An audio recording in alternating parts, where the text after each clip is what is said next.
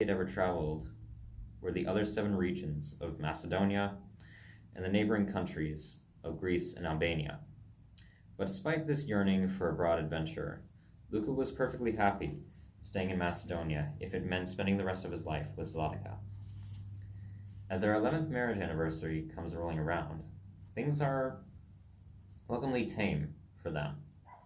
Until one day when Luca begins feeling strange and starts experiencing miscellaneous pain throughout his body, though he simply disregards it as the flu. But this pain continues to disturb him and only seems to worsen as the days pass. About a week later, Luca collapses during a class lecture due to the pain and passes out. He's immediately rushed to the hospital with Zlatica, where they safely revive him from his unconscious state. After further testing, it's determined that Luca, and I changed the diagnosis he has here. It was originally going to be pancreatic cancer. I'm changing it. It is determined that Luca has stage 4 malignant mesothelioma cancer, which is a cancer of external lining organ tissues with the external tissues of varying organs throughout the body system in physiology. So, stage 4 malignant mesothelioma, to which the doctors give him only about a year to live, though the estimate is uncertain. Luca and Zlatica are devastated by this, but Luca tries to remain calm over the situation. 3 months pass, and Luca has come to terms with his inevitable death, and wishes for Zlatica to not grieve long after he's gone, but to move on with her life and remember their time together. Though she takes his words to heart, Zlatica vows to not let him go without making one last dream of his come true, even though being with her is the only thing he wants. Okay, still running. Fine enough. For years she's known of Luca's desire to travel the world, and after many days of trying to convince him, he finally agrees to her proposal, as he's a dead man either way. Together they come up with a plan to fly to 12 countries with the help of a longtime friend of theirs, 50-year-old Euril Christakos, Greek, a self-employed cargo transporter, nationwide across Greece, and owner of a lightweight aircraft able to hold 5 passengers. After packing what luggage they need, Zlatica and Luca head down to Thessaloniki, Greece, to meet up with Euril for a reunion and to discuss further on the journey to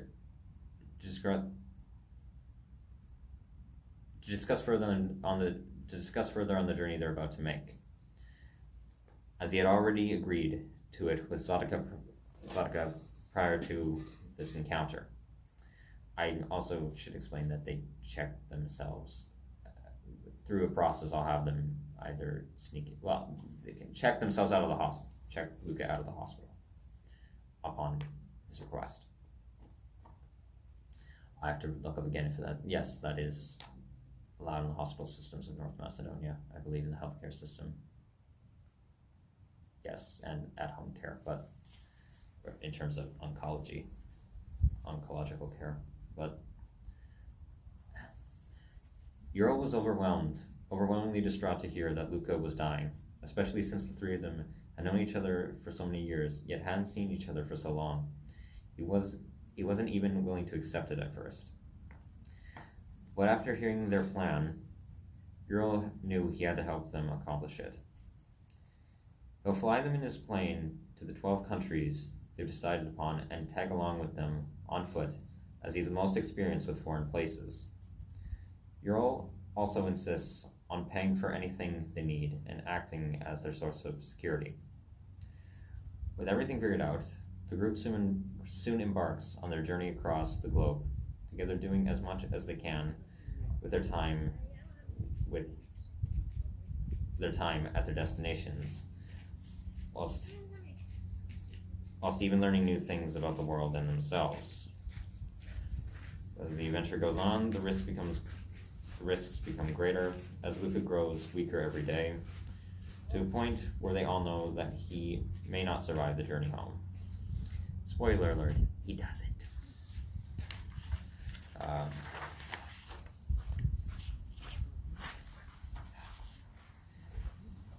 Settings, Orid, Macedonia. I should also clarify, this is before, well, I'll tell you the year settings.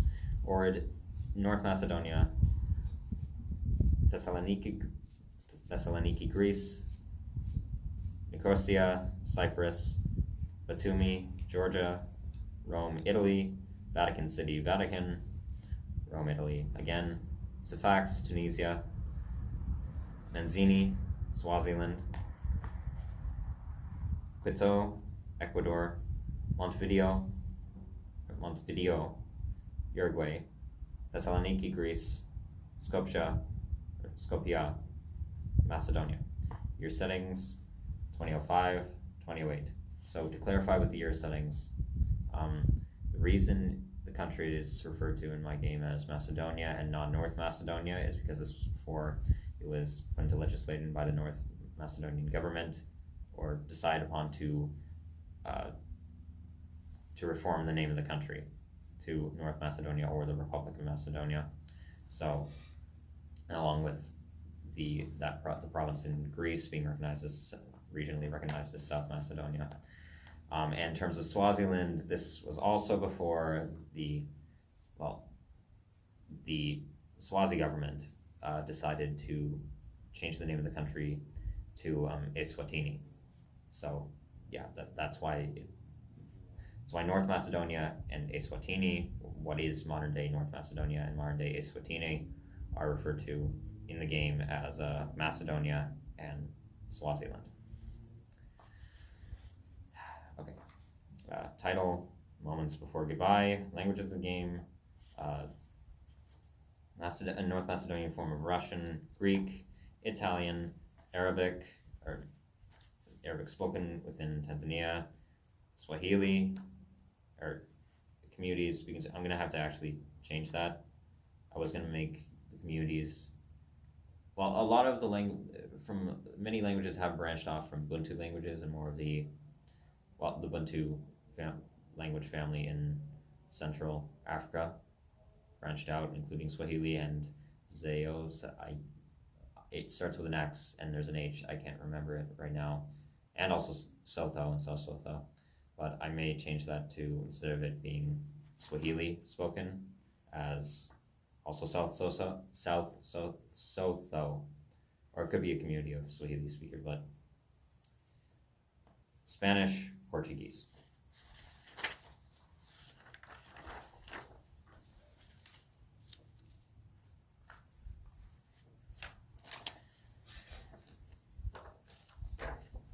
Bastards of Barrow.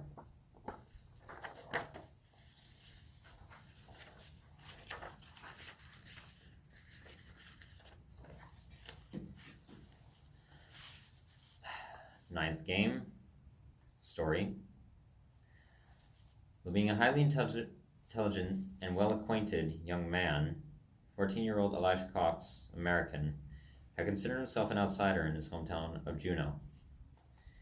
He was thought of by many in his neighborhood as simply the rap-loving, do-rag-wearing, know-it-all black guy who could help you cheat on your school tests, even once being called a dirt-skinned thug by some local racists.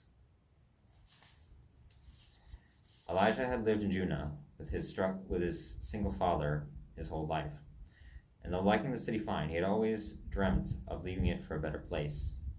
It didn't have to be spectacular. He already knew that nowhere in the world was perfect, unlike what some of his peers believed. Just more accepting of someone like him. As of recent, Elijah's father had been searching for a better job because his current one wasn't paying him near enough for them to keep the house they had.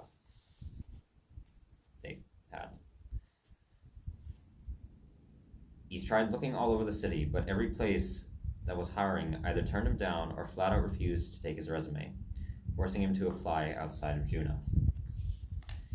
He's eventually offered a position as a new assistant manager of the Inuit hotel, the Inuit Hotel, a name which him nor Elijah are very fond of, in the small far north city of Barrow, the highest and coldest point in the country. Both of them are skeptical of moving to Barrow, as they doubt they'll be able to adjust to an Arctic lifestyle, with 2 months of no sunlight and 3 months of no nightfall. But soon, Elijah's father is fired from his job due to failing to cooperate with management. And after 5 months of no word from other employers, they decide to pack their things, hitch a flight to Fairbanks, then up to Barrow. When Elijah and his father finally settle in, things begin slowly looking up. A year passes and their life seems to be improving financially, with more money from Elijah's father's job, and overall more hope for their future. However, one problem has unfortunately begun again, as just like in Junah, Elijah feels like an outsider amongst the city.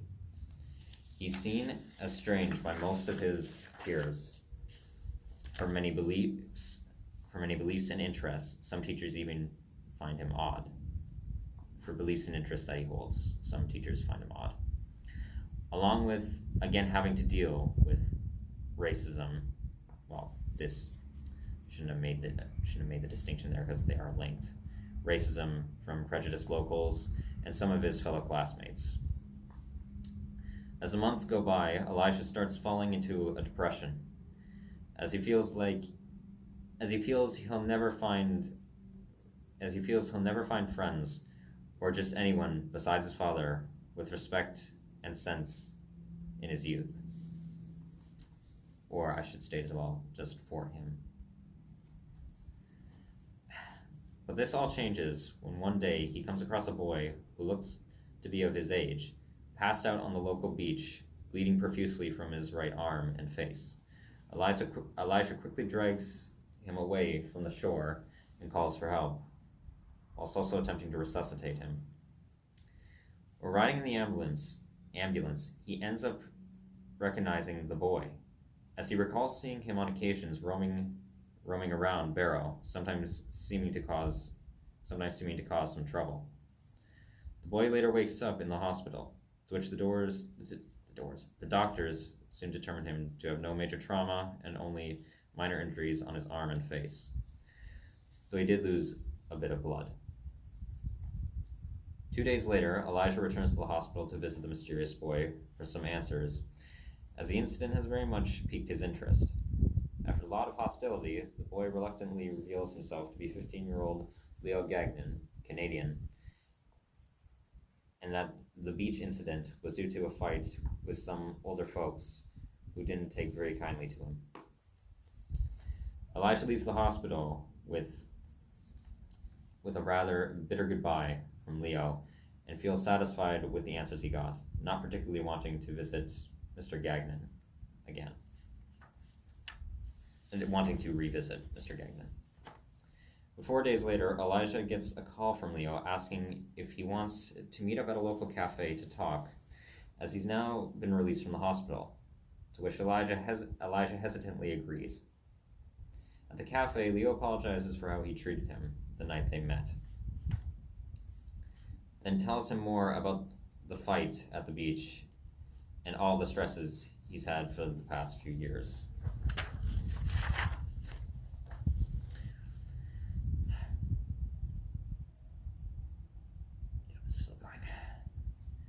As the conversation goes on, Elijah begins warming up to Leo and his edgy personality, and they eventually tell each other how they ended up in Barrow in the first place. Leo also reveals that he too feels like an outsider amongst the city, for he's known in his neighborhood as the knife-wielding, leather trenchcoat wearing, punk-ass mulatto guy who'd break your legs if you breathe funny.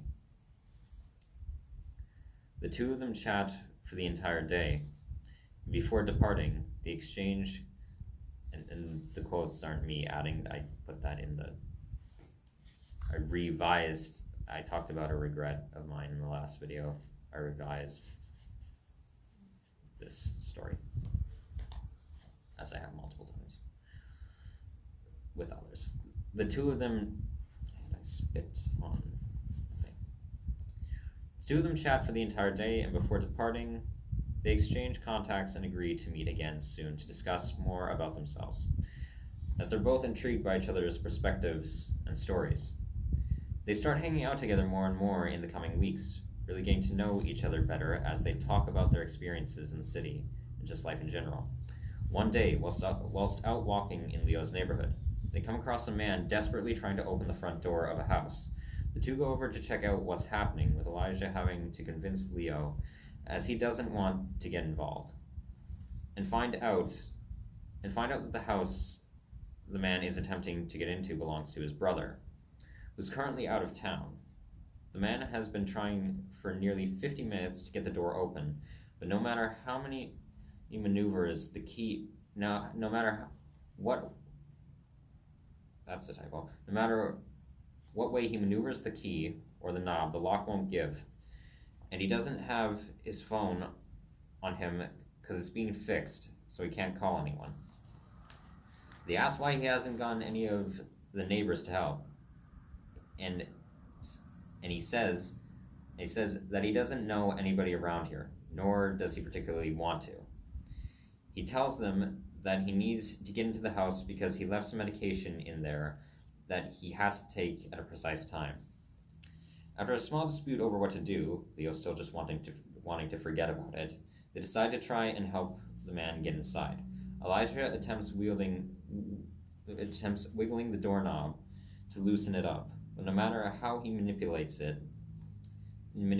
thing, it won't budge. He then tries to push his body weight against the door whilst twisting the knob, but again, to no avail. Leo gives his method of full-on ramming the door a shot, but Elijah and the man stop him after the second blow, as neither of them want to be liable for damage.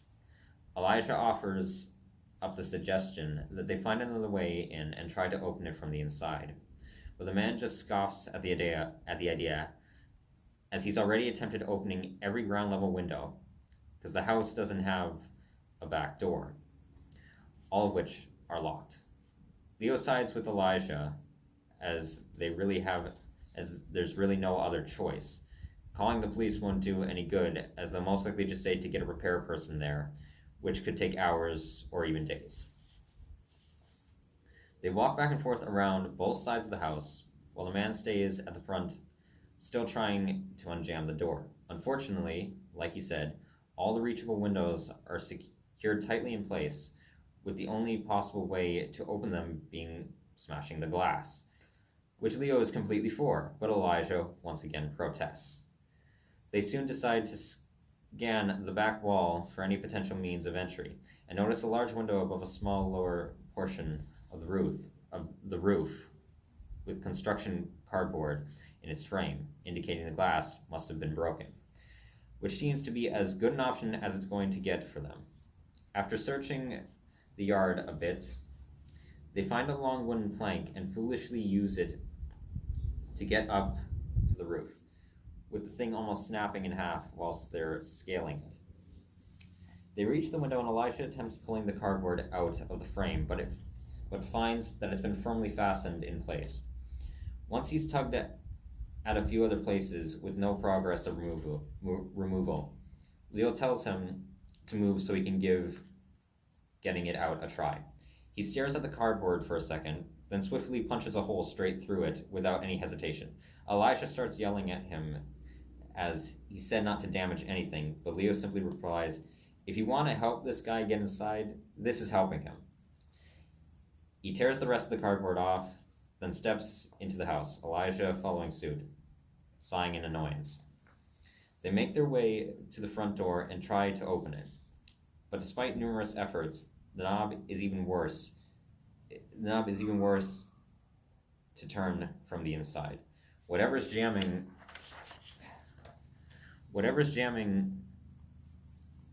the mechanism won't give way in the slightest. The man shouts from the other side to just forget about the door and get his medication for him, which should be in a tiny blue bottle somewhere on the first floor. He says to start looking in the kitchen, as he thinks that's where he left it last. They search each room on the level, especially the kitchen, but can't find the bottle in any of them, which really pisses off Leo, as this whole ordeal is beginning to agitate him greatly. Elijah decides to check the upstairs portion of the house and finally finds it on top of a dresser in one of the bedrooms, much to his relief, with about 9 pills left in it. They exit through one of the first floor windows and give the man his medication. He takes it immediately, completely dry, thanking the boys profusely for their help, then asks how they managed to get into the house, to which Leo begins talking, but Elijah quickly interrupts by saying the locks on the windows were loose, so they simply shimmied it open. The man figures he'll have to find another place to sleep until he can get the door fixed, as he's not willing to climb in and get through windows for however long it takes to fix the door. And Elijah recommends his father's hotel on the other side of the city. The two say their goodbyes, then continue walking down the street. As they make it to the end of the neighborhood, Elijah starts saying that even though the guy was pretty rudely sarcastic, it honestly made his day feel a bit better to help him out. And after quite a lot of denial, even Leo admits it felt kind of nice to do something generous, though he'd prefer to avoid situations like that one. Another year passes, and Elijah and Leo have become the best of friends, always looking out for each other and getting caught up in antics all throughout town. The pair have even gained a bit of a reputation as being somewhat of local handymen, as they often help people with odd tasks around the city when they can. Not that they go searching for it, though. However, despite these rather frequent deeds they do, many people still treat them like trash that doesn't belong in the community, including racial profiling cops, Leo's many attempt, including of many racial profiling cops, Leo's many apparent enemies, dangerously unstable locals, and even some people they help.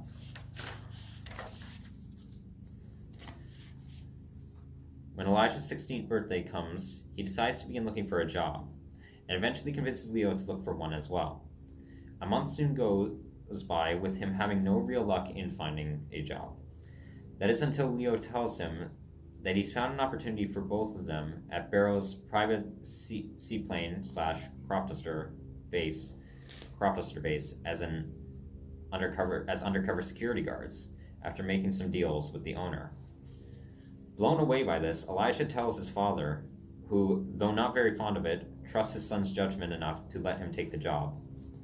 Soon enough, Elijah and Leo assume the duties of hidden security, and as the years go by, their friendship endures much, as they keep on helping and even protecting others, dealing with continuous disrespect, grapple with oppression, get in intense disputes that nearly tear them apart, and come to terms with dark memories from their past, all whilst discovering more about themselves and who they are in the northernmost settlement in America.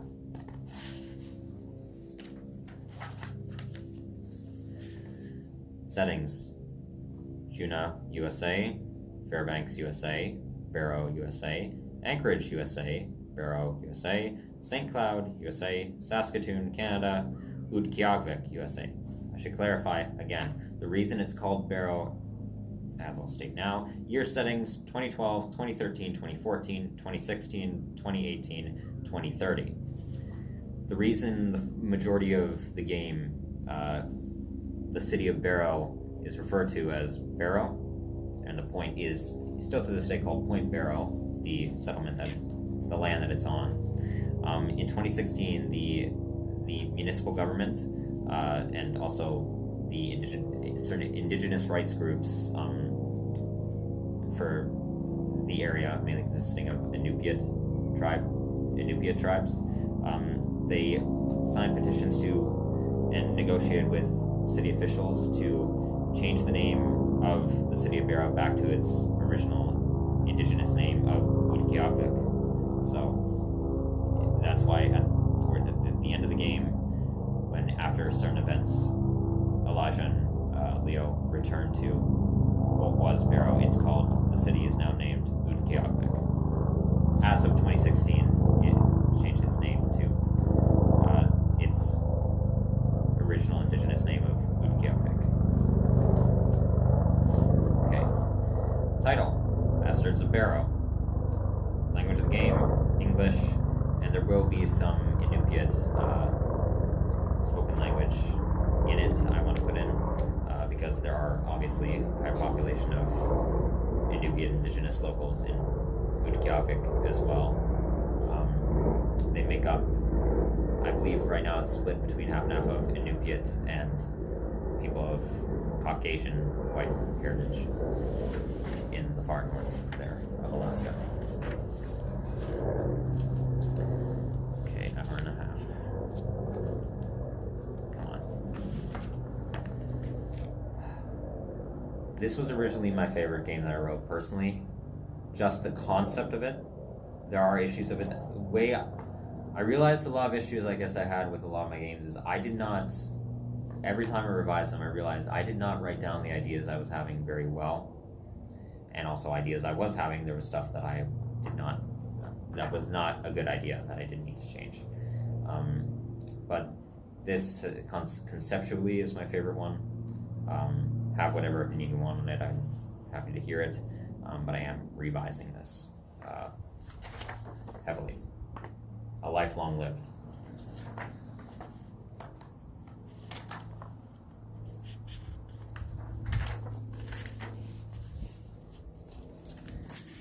Tenth game. Story. In the year 1862, 26-year-old Elliot Dederich, Luxembourgish, had been living a spoiled life with his family and relatives in their hometown of Wiltz. From the day he was born, his parents showered him with praise and raised him to believe that they were purebred white folk, superior to those not of their standards. I should specify Luxembourgish white ethnicity, but of their standards. Anyone of color, homosexuality, non-Christianity, poverty, etc. Due to their wealth, his family was able to keep a tight monopoly on the local police to make sure they stayed out of their affairs, which sometimes involved extremely horrendous acts. One weekend, Elliot's parents decide to treat him to a gift for being such a joy to them the past few months. They surprise him with this game is going to be controversial. They surprise him with a black family, a father, mother, and daughter, that his brothers had kidnapped from the countryside for the sole purpose of I'm going to change this to encroachingly sadistic game called Break the Negro. Each member of the house takes a turn lashing the family with an 84-inch, 7-foot leather whip, and since this game is for Elliot, he gives the most lashes out of all. The torture continues with Elliot releasing all-out fury onto them until the mother eventually passes out. She quickly dies from the trauma, to which the father screams at Elliot and his family that she was pregnant with their second child, though they show no remorse. Elliot's brother drags the mother's body away to be burned, whilst he himself takes the limp father and daughter into a nearby woods and leaves them for dead. The next evening, he heads into town alone to pay off the police on behalf of his father, as a token of appreciation for his gift, and to buy some trinkets for himself. But this trip would unknowingly change Elliot's life forever. While cutting through a back alleyway, he's cornered by an immensely tall elderly woman in a long crimson robe with a sharp sapphire blue cane. She tells Elliot that she's been stalking him and his family for weeks, watching their every move and every one of their sick, morbid deeds, including his brutality, the previous night. The woman then proclaims she is a being that possesses extraordinary powers of sorcery, or as commoners of his kind would call a witch. However, they do not allow her to physically interfere with any events that's happening at any point in time within this dimension. Those were a lot of typos. To interfere with any events happening at any point in time in this dimension. She would have stopped his heinous act, if so.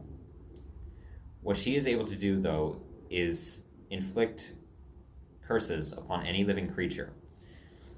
She says that though his heart and mind have been corrupted by hatred, she's able to sense the greatness in him that can come to be.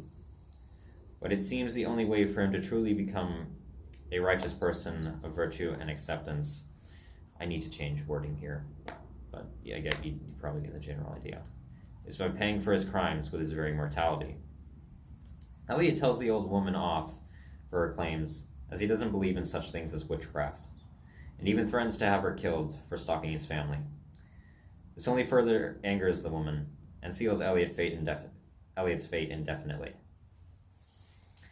After revealing her powers in a whirlwind of ferocity, she curses him with a spell to permanently extend his life in a most painful process. She then explains that he is now a semi-immortal man, as the curse has given him the ability to live for 1,000 years, with the only thing capable of ending his life being old age. Physical attacks, diseases, and even suicide attempts aren't able to kill him. But along with this, he can still feel the pain of any damage done to his body. He's even unable to bear any children for the rest of his life. He demands she undo what she's done, with more threats and an attempt at assaulting her.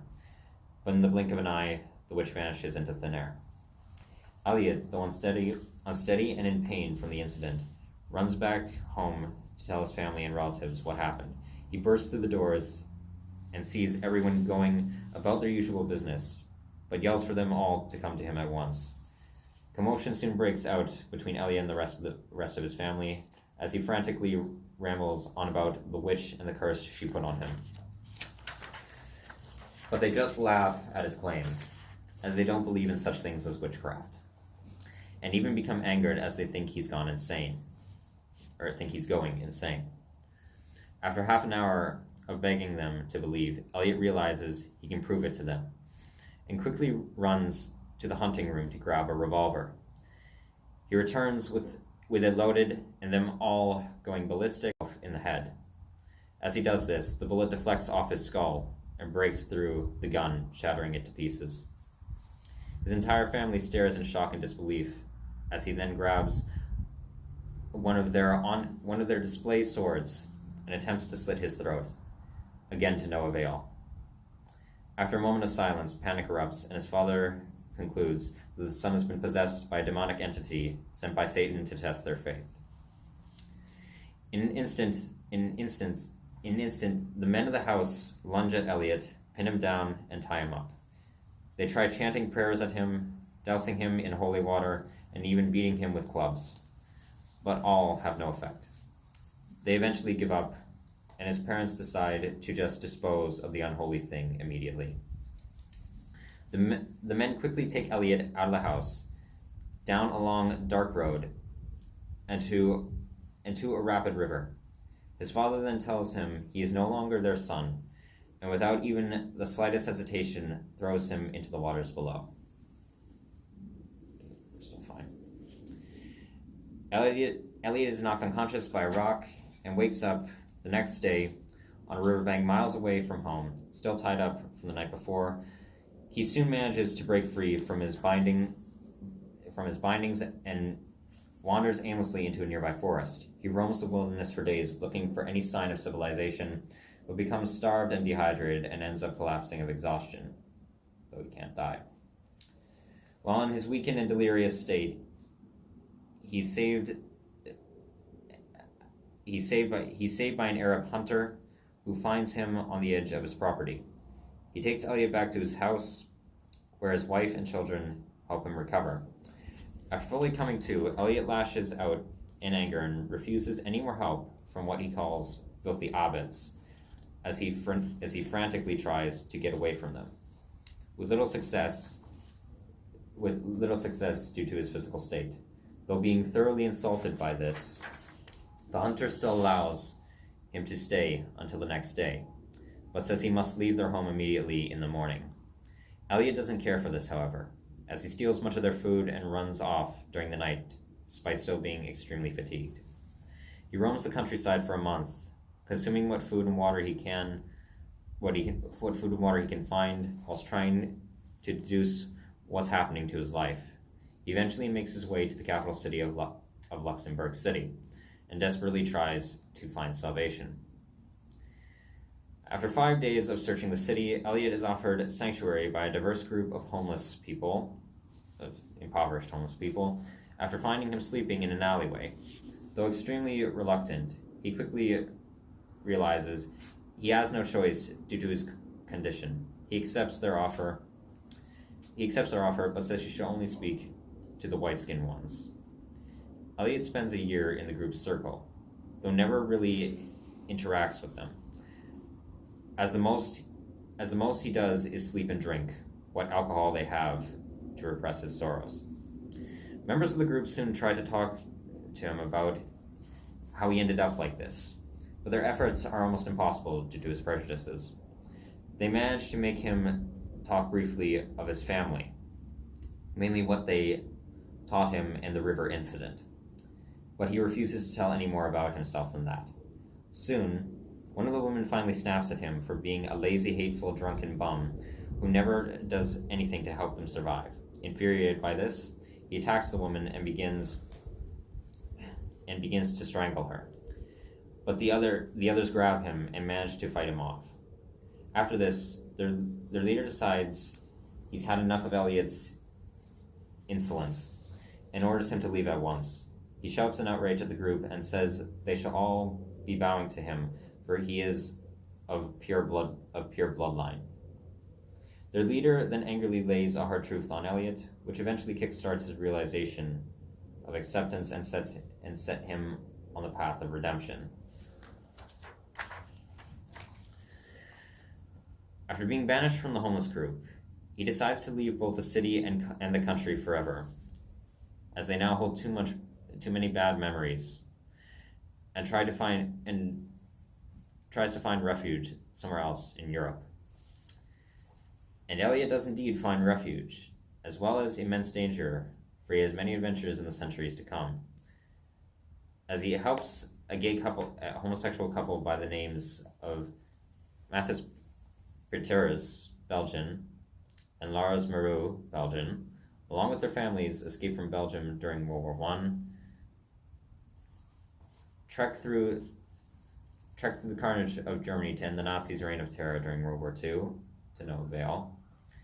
Befriends a wrongfully wanted 60-year-old black man in Yugoslavia by the name of Vinko Ravinkar of Yugoslavian, and he is saved by this man, attacked in a stabbing where Elliot is about to be assaulted by Yugoslavian police. Falls in love with a 28-year-old Jewish drifter woman by the name of Neda Tarsevich, Belarusian. Meets a mysterious elderly man who knows of his semi-immortality through what he claims are psychic abilities. Witnesses the destructive powers of an enormous superweapon, and becomes a guardian to justice and morality for an entire kingdom on the brink of humanity's extinction. I've really got to change that wording. I'm editing this and I should have probably printed this one off, because I printed off my last game.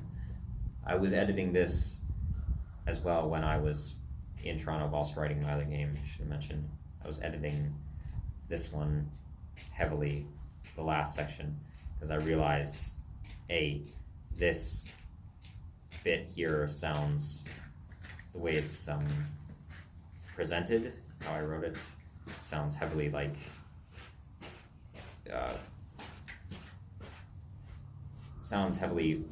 white savior-esque and hetero savior-esque. So I've got to change that. I didn't articulate it well. That wasn't what I was thinking for this, but I gotta. Well, I was revising it when I was in Toronto, so I changed it. He helps form the kingdom. Doesn't become a leader of justice and morality. He helps form it and is active as a council member in the community, and shares his experience of living through for centuries before, about humanity on the brink of extinction. Through these long and hard times, the witch's spirit also appears to Elliot on occasions in his dreams, observing his life as it passes and telling him of a pattern she wants him to see on his journey through 1,000 years. Settings: Wilts, Luxembourg, the Luxembourgish wilderness, the Luxembourgish countryside, Luxembourg City, Luxembourg, Hasselt, Belgium, the Belgian countryside, Leeuwarden, Netherlands, the German countryside, Stuttgart, Germany, Berlin, Germany, Mostar, Yugoslavia, the Yugoslavian countryside, Tuzla, Yugoslavia, Novi Sad, Yugoslavia, the Yugoslavian countryside, Krakow, Poland, the Belarusian countryside, Belarusian wilderness, the Belarusian countryside, the Belarusian wilderness, the Belarusian countryside, Minsk, Belarus. Please turn. Kaliningrad, Russia, Dusseldorf, Germany, Spedimir, Western Europe. These next settings aren't real. I'm making them up because it's after a post-apocalyptic setting of the malfunction of said multiple incredibly destructive super weapons the super weapon that I mentioned along with others of the sort. Spedimir, Western Europe, the neutral lands, Western Europe, Spedimir, Western Europe, the neutral lands, Western Europe, Spedimir, Western Europe. Spedimir is the kingdom that I mentioned. Year settings: 1862, 1863, 1915, 1940, 1943, 1945, 1958, 1993, 2012, 2013, 2090, 2178, 2838, 2856, 2857, 2862, 2866. Title: A Life Long Lived. Languages: French, Dutch, Luxembourgish French, Metropolitan French as well, Dutch, German, Croatian, Russian, Polish, majority spoken.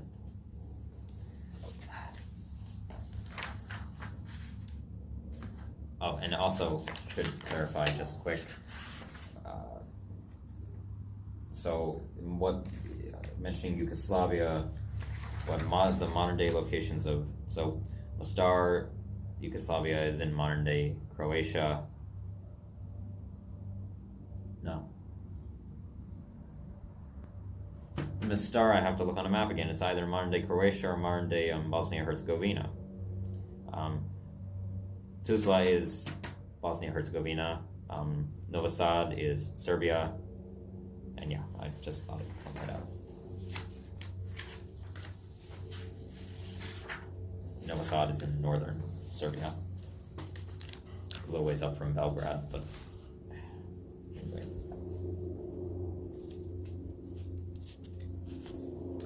Gonna try and go a little faster.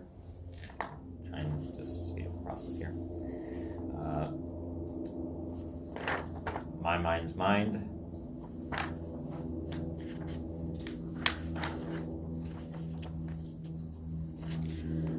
Game story.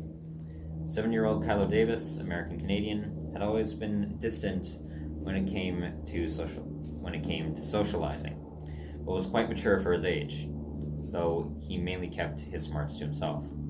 He had never had anyone he could call a friend in his hometown of Albuquerque, just classroom acquaintances. The only people he truly felt comfortable around were his mother and father, as they were extremely caring and understanding of him. He had always had these troubles in his life, though never really understood why, as he did indeed want to make friends. I'm also going to make it make it so that what I'm thinking, make it so he has more borderline traits, borderline personality traits. Anyway.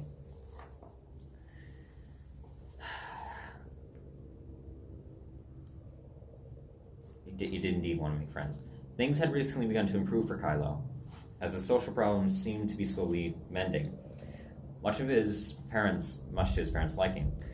But he soon experiences something phenomenal that would internally reside within him. That would internally reside with him. On the night of his 8th birthday, Kylo has a strange dream in which he encounters a girl who looks to be his age, donning unbelievable physical colors, pale skin with emerald green hair, eyes, lips, nails, and clothes. She notices him with their stare. Should also mention I didn't get much sleep last night, so I'm a little flustered and, sleep deprived. She notices him, and they stare in awe at each other for a brief moment. But when Kylo tries to approach her, she becomes frightened and runs off. He starts running after her to talk, but this unfortunately wakes him up.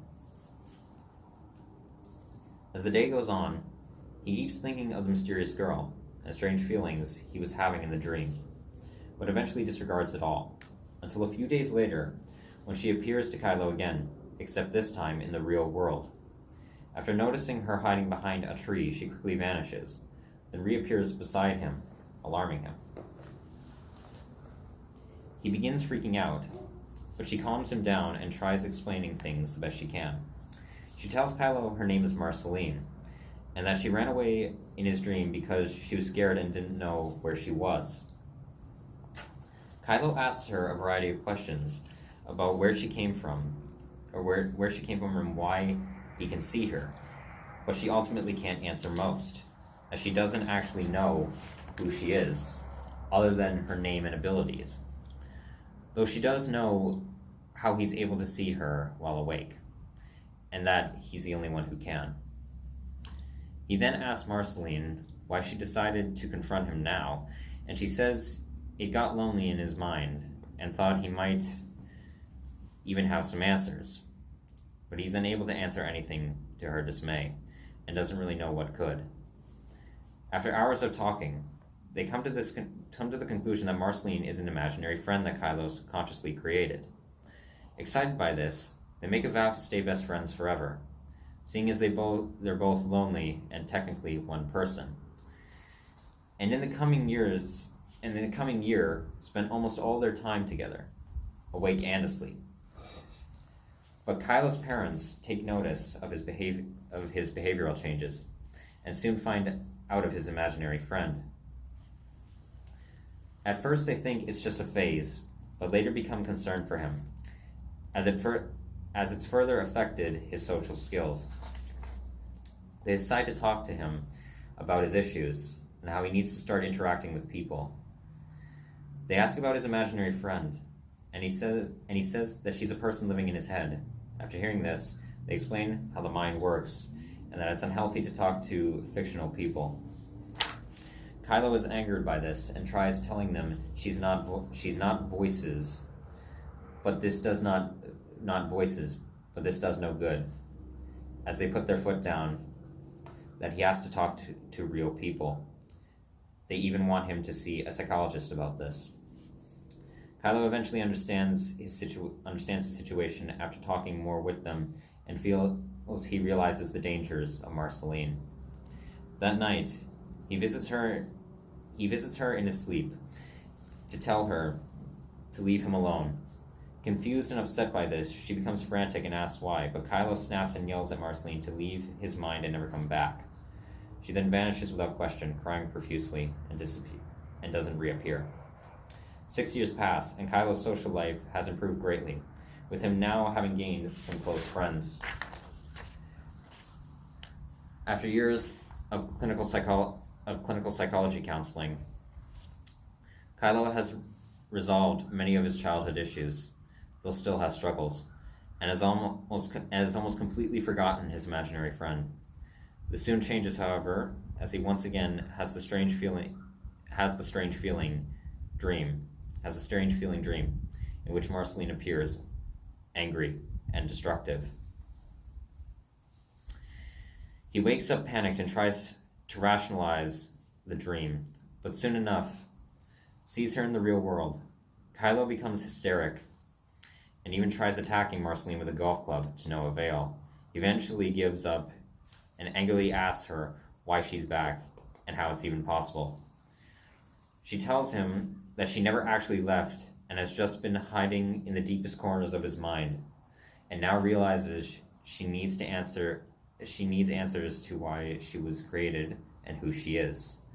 Kylo asks what Marceline's talking about, as he has absolutely no idea what's even happening, to which she becomes enraged and demands he tell her who she is, to which he becomes enraged and says he doesn't know.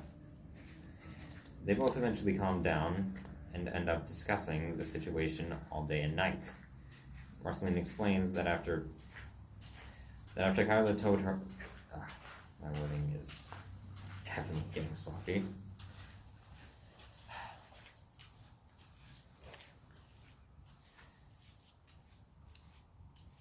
They both eventually calm down and end up discussing the situation all day and night. Marceline explains that after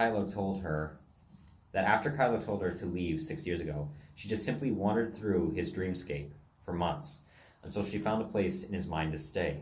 She spent many years alone and confused, but later grew hateful of Kylo for everything, especially for her own existence. She also later realized that she ages along with him, physically and mentally.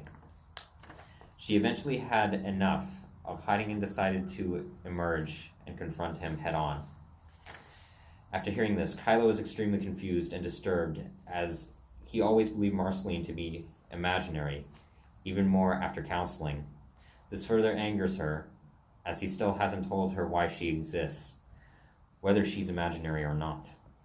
Kylo tries apologizing to Marceline for what he's done and for not having any answers, but she immediately vanishes in frustration, once again crying profusely. As the days go by, Marceline starts appearing to Kylo while awake, and soon starts listening to his attempted apologies. They slowly begin to reconnect and even start becoming good friends again, as Kylo makes a promise to try and help Marceline discover who she is and where she came from, more so in his dreams, to which she begins helping him with problems in day-to-day life. And as the years go by, they become true best friends, having adventures in both the real and dream world. Through happiness, anger, tragedy, grief, mischief, and love, they persevere and grow as people, and as two minds linked through one. That, I'm sure, sounded a lot... I'm sure that was a lot more sappy and cliche than it sounded to me, probably. And I know it's a bit more of a, I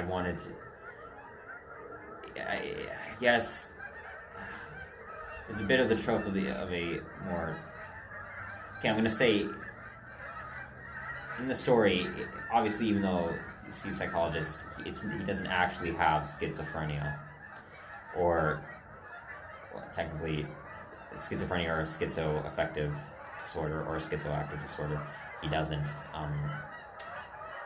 It's meant to be a stand-in for, well, existential pondering and questioning. Anyway, Marceline is, in a sense, and, well, existential dread, basically. Anyway,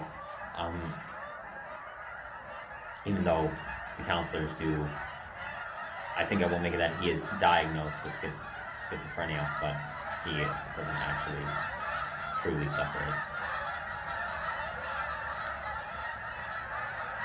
It was very quiet until you guys showed up. Hasn't your migration begun already? Wow, you guys are flying in all sorts of wrong directions. Holy hell. South, north, northwest, southwest? Jeez. Yeah, their migration patterns seem to be very disrupted. I wonder why. Okay, settings.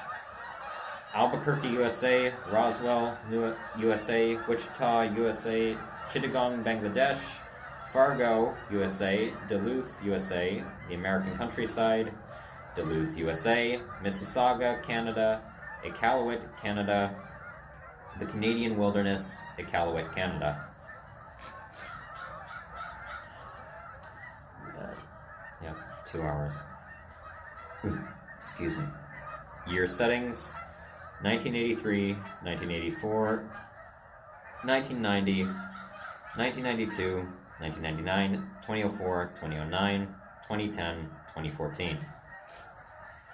My mind's mind. Languages of the game: English, Bangladeshi. Or Bangladeshi form of Bengal, more specifically.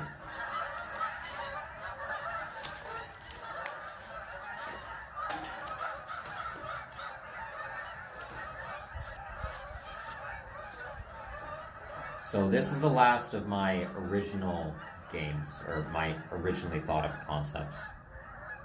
The next ones are all adaptations of a certain author, H.P. Lovecraft. So, and not like inspired by his or actual adaptations of some of my favorite stories by him. I will talk more about that in a sec. In the Somber of Two.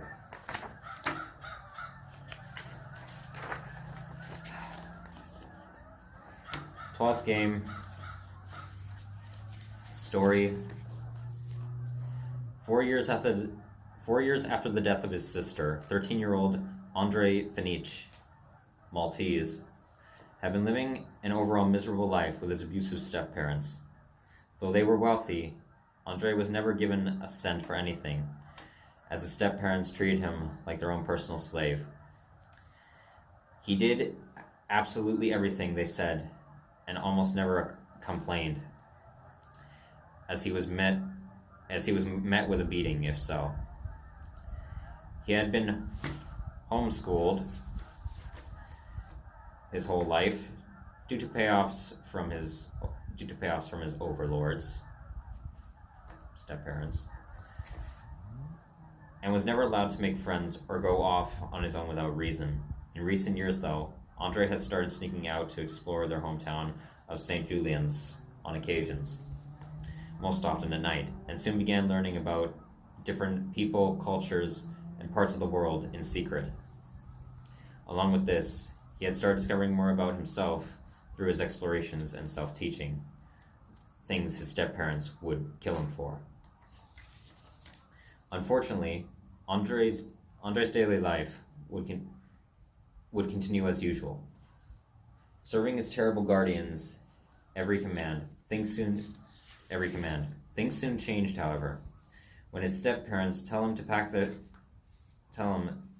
their things and prepare for an international move to the capital city of Mongolia due to new business decisions from their employers. Andre is upset by this, but quickly comes to accept it, as he has no choice in the matter, and really doesn't have anything to stay in Malta for, anyways. They depart their homeland in disarray, and soon arrive in Ulaanbaatar, with no knowledge of the language, laws, or customs. Things stay the same for Andre at first, with his step-parents continuing their abuse. But some joy soon enters his life, when they bitterly tell him he must now attend public schooling, as they can no longer teach him from home. as I believe because when I was writing this, I checked that homeschooling is you're not legally you're not allowed to homeschool in Mongolia based on their governmental system and educational system. Like you're not allowed to homeschool in terms of what is taught in the curriculums of the Mongolian educational system. But anyway, in the passing months, Andre came to love school, and even the amount of work he's given, purely for further helping him escape his guardian's grasp. But he quickly becomes a large target for bullying and ostracizing. He soon acquires enemies too, as a prejudiced gang begins tormenting him. The 13-year-old leader, Jochi Ochimeg, Mongolian, finds him to be easy fun outside of their other affairs, partying, drinking, doing drugs, etc. I should clarify, with these games and talking about all this, as I've said with my own beliefs and even beliefs I held, the basis of my morals back then, I'm not trying to shame or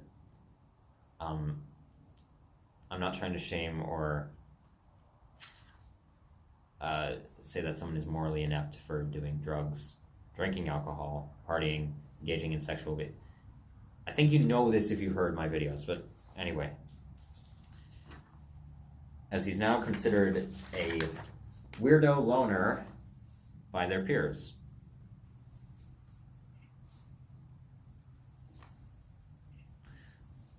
Along with not being able to speak the language, I shouldn't put there, I should put the language. Well, I mean, Mongolian language and dialects of Russian, or using Russian Cyrillic alphabet. Things only worsen for Andre when they find out he's gay, to which they start frequently trying to attack him, succeeding many times. As the abuse at both home and school continues, Andre becomes more angered by his step-parents and Jochi, and even begins having vengeful thoughts. But he remembers advice his sister once gave him as a child, which was not to hurt hateful people for pleasure, or you may become one yourself. He takes the memory to heart and starts trying to learn more about his adversary whilst putting up with his step-parents. As the weeks pass, Andre notices certain patterns in Jochi's behavior and eventually starts following him around to find out more about him, most often at night and while his folks are away. Quickly discovering that he too has a bad home life, seemingly because of his guardians, an elderly man and an older young man. He continues to follow him, learning more every time, coming to feel quite sorry for him. But Joshi soon finds out about his stalking and sicks his posse on him. Within seconds, they mercilessly beat him to the ground, but Andre has finally had enough of their abuse and ferociously throws all his might at them, injuring most badly. After defeating them, he runs off in distress and fear of what they'll do if they catch him again. 9 months pass, and Andre hasn't seen much of Jochi, as he was apparently kicked out of his gang, nor has he run into trouble with the others, much to his relief. But just as he settles into this, Jochi finds Andre and tries to approach him. He attempts to run away, but is soon cornered. He begins defending himself, but notices that Jochi isn't putting up much of a fight, and soon realizes that he doesn't want to hurt him at all, and was trying to tell Andre that the whole time. They frantically try communicating, with Andre asking what he wants and Jochi saying what he wants, but to no avail. Jochi then frustratingly gestures Andre to follow him. It's a communication barrier between language, which he hesitantly does. He leads him to the public library and finds dictionaries in both their languages so they may communicate better. They sit down to talk properly, and Andre begins asking what he wants from him, to which Jochi explains. He tells him in the months since Andre beat him and he was ditched by his gang, he had fallen into a deep depression and begun really thinking over his life and friends, or who he thought were his friends, it didn't help with the stress. It didn't help with the stress of Andre knowing his father and brother's abuse. Did I just hear vibrating? Okay, no, it's fine. Actually, first, what are we at? 16%. I'm gonna have to go faster and then possibly plug this in. I don't know if I'll split this up into 2 parts. It didn't help with the stress of Andre knowing of his father and brother's abuse towards him. During this time, he thought long and hard about what he had been doing to Andre and why, and came to the realization that he had got his beliefs from fear and pain. He found enjoyment in making him feel it as well. He targeted him because he was the newest person at school and thought he would be easy to hurt. Andre interrupts and asks him to cut to the chase. Doshi then tells him, after months of thinking, he's decided that he'd like to try and actually get to know him and why he is the way he is, seeing as he has no one else. Andre is extremely angry at first, considering the things Joshi had done, but is quickly reminded of his stalking and decides to think on his offer, feeling more than a little guilty for what's happened to him. He ponders for a